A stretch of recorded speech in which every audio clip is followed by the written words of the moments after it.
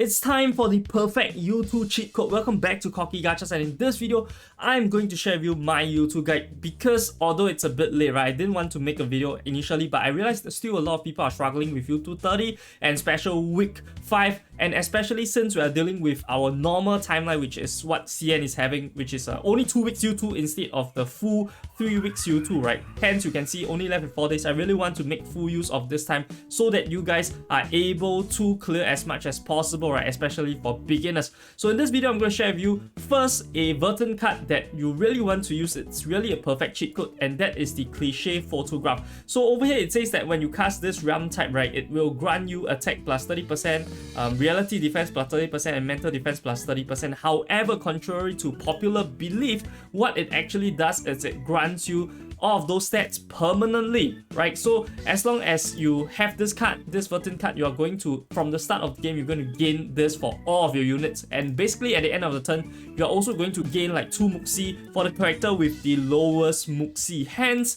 it's really technically a cheat code. I'm not sure if it's a bug, it might be, but regardless, just abuse the shit out of it, right? And of course, the normal theme cards are also very important on top of the cheat code Verton card, right? So on top of that, you also want good theme cards, and for this time around, I can confidently tell you, right, the realm type ones are freaking trash, don't care, especially since you're using the Verton card that is super OP, right? You cannot even utilize the realm ones. So ignore those, stick to those that are classic, right? The classic ones, the always good ones, are the stacking ones. So you can see over here, right, we have the Leilani cards that is really awesome. Over here, this is the Leilani card. It stacks the damage taken once you take an action. Plop this on your carry, it's going to be good. Regulars card as usual. These two cards are really good and still very good for this U2. And on top of that, if you have extra action characters like New Babel, or you have Lilia, you can actually use the extra action cards, and these extra action cards, right, are pretty decent. I wouldn't say they are bad, but it really depends on whether you have those characters, and some of those are not the best. The ones that I would recommend the most, right, if you have Lilia, probably you want this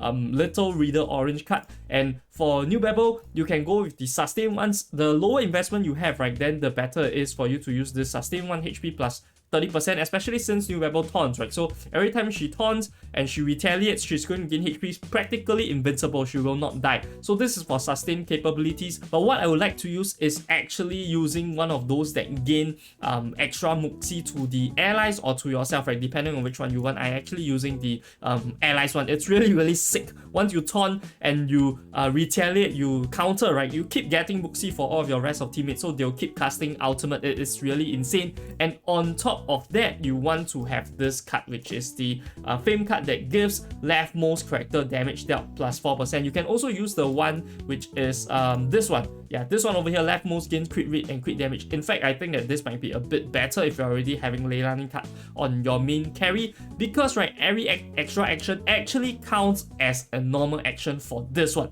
So you can just imagine how sick it is, especially for New Babel. Once you have Taunt, you can stack the Muxi one, so that you always have Taunt. You always can retaliate at least 3 times per round. So 3 stacks per round, it's going to stack onto your carry. You can imagine how sick this is going to be, regardless of whether your cards or your investment levels in your characters is high or low. As long as you can actually sustain, you can actually survive, you stack until the end. 15 turns is more than enough to use this extra action strategy to abuse the shit out of it. If you really don't have, right, just go with the normal stacking strategy, and then you can put this on any other character. It's going to be fine. So this classic strategy is going to be the best for this current U2. And for special week 5, there is something called fusion. So when the character actually undergoes fusion, right, they will have a -1 Muxi, which means it will cancel off your ultimate if you do have ultimate. Hence, you also want to use this card over here on one of your other characters that are not your main carry. This is especially good also in normal stages if you have a main carry like Melania, you have a Black Dwarf,